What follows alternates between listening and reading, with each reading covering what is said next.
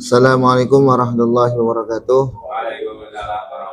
Alhamdulillah wassalatu wassalamu ala Rasulillah wa ala alihi wa sahbihi wa mawalah amma ba'dah. La haula wa la quwwata illa billahil aliyyil azim. Kepada pemirsa medsos KUA Kedung Banteng yang dirahmati Allah, dan juga kepada teman-teman pegawai KUA Kedung Banteng yang semoga kita semua mendapatkan keberkahan fiddin wa dunya wal akhirah, dikuatkan dalam ibadah puasanya dan dijembarkan rizkinya dengan kabar gembira. Allahumma amin ya rabbal alamin. Itu melanjutkan pengajian Arba'in Nawawi pada hadis yang ke-11. Di sini an Abi Muhammad Al-Hasan bin Ali bin Abi Talib sibti Rasulillah sallallahu alaihi wasallam wa raihanati qala hafiztu min Rasulillah ma yaribuk illa ma yaribuk. Rawahu At-Tirmidzi wan Nasa'i wa qala At-Tirmidzi hadisun hasanun sahihun.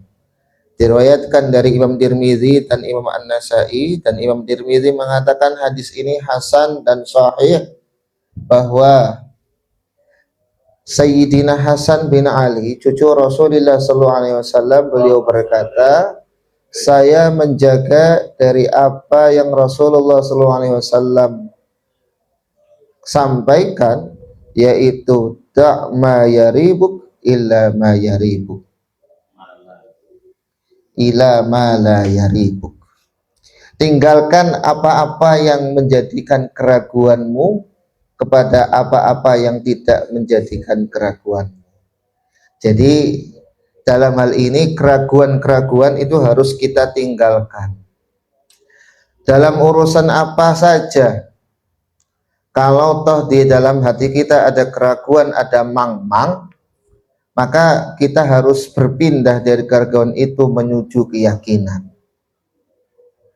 Dan kepada pemirsa, andai kata kok ada yang masih ragu-ragu terkait jodoh kita itu kapan, maka yakinkan saja bahwa jodoh itu pasti akan datang.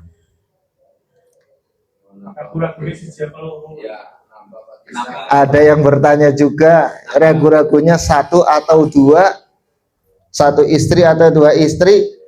Kalau satu atau dua, memandang dari syariat, seperti halnya kasus sholat saya ragu-ragu, contohnya ragu-ragu 1 rakaat, 3 rakaat, apa 2 rakaat, maka ambil yang paling sedikit.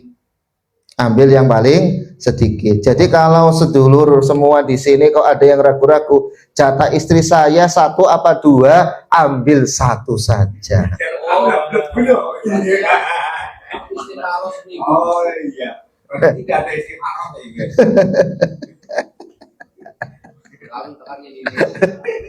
Yang penting menjadikan keyakinan dalam setiap langkah kita. Langkah yang baik tentunya. Karena ini kan konteksnya memang beda. Yang satu konteks kehidupan rumah tangga, ya istilah muamalah. Yang satu konteksnya ubudiyah sholat. Memang beda konteks. Tapi dalam konteks ubudiyah seperti halnya sholat, kalau toh kita ragu-ragu dalam jumlah rakaatnya, karena kadang kita manusia ya, temu-temu lupa, ini 3 rakaat apa 2 rakaat, maka ambil yang paling sedikit, yaitu 2 rakaat. Setelah itu ya ditambahi 2 rakaat lagi, andai kata sholat zuhur ya. Terus sebelum salam sujud sahwi. Itu dalam konteks ubudiyah seperti halnya sholat. Kalau dalam konteks kayak tadi pernikahan atau urusan pribadi, masalah jodoh, bagaimana kita bisa menggunakan keyakinan dalam unsur yang lain. Seperti halnya dalam ikhtiar kita, ragu-ragu apakah dia benar-benar jodoh saya atau tidak. Nah, kalau toh ragu-ragu seperti itu, maka yakinkan dengan istikharah. Tenggelamkan dalam sujudmu dan jatuhkan dalam setiap doa-doamu. panjatkan setiap hari dan juga yakinkan bahwa dia adalah jodoh. Bukan hanya berdoa, tetapi berusaha. Usaha tanpa doa itu hal-hal yang sangat tidak diharapkan, karena meninggalkan apa yang sudah menjadi kewajiban kita, bahwa kita semua harus berdoa kepada Allah. Kita diperintahkan kepada Allah oleh Allah untuk berdoa. Kita berdoa tanpa usaha juga seolah-olah kita juga meninggalkan arahan atau perintah Allah Ta'ala, bahwa kita harus berikhtiar.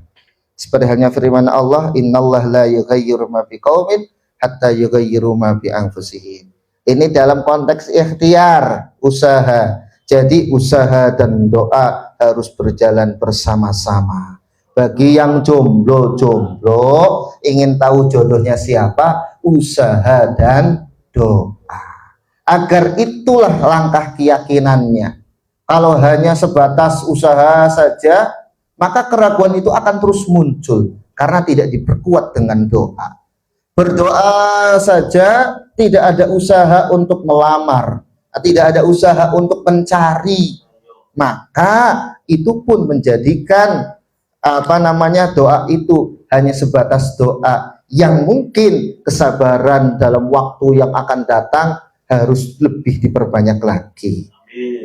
Kalau kita ingin cepat ya usaha dan doa. Itulah yang menjadi langkah keyakinan kita dalam urusan perjodohan, pernikahan. Lalu keraguan apa lagi? Banyak hal-hal keraguan. Yang penting langkah kita dalam hal ini memahami hadis ini, bahwa kita semua harus yakin dalam setiap langkah tindak lampah kita semua. Ya, jadi harus yakin. Jangan sampai kita kok mau kanan apa kiri, kanan apa kiri. Ya, kalau ada 3 jalur, kanan, kiri, tengah, ambil tengahnya. Tengah-tengah tawasud.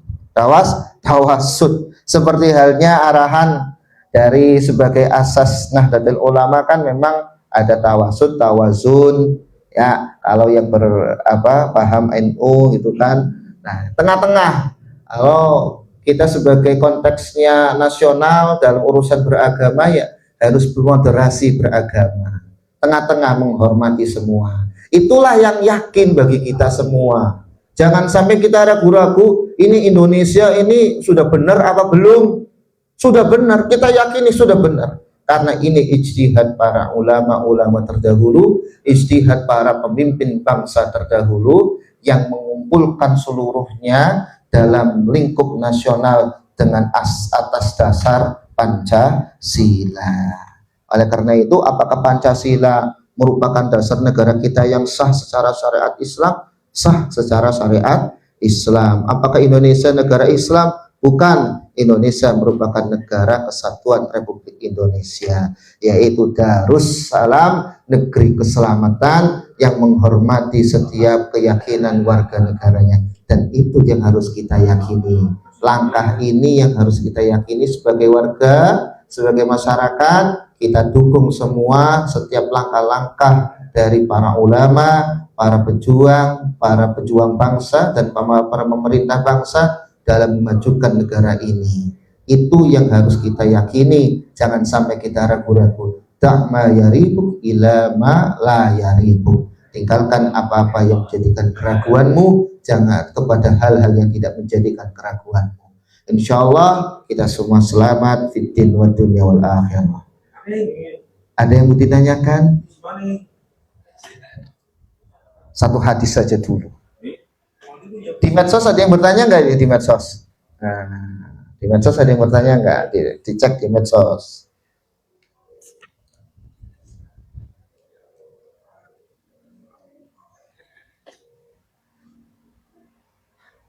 Kalau tidak ada pertanyaan, ya silakan, mungkin bisa disiapkan untuk pertanyaan selanjutnya, hadis 12 yang akan disampaikan bersama dengan para tokoh, penyuluh, pegawai dari KUA Kedung Banteng. Semoga lancar, berkah, manfaat untuk kita semua. Terima kasih. Mohon maaf apabila ada tutur kata yang kurang tepat dan kurang berkenan. Terima kasih. Wassalamualaikum warahmatullahi wabarakatuh.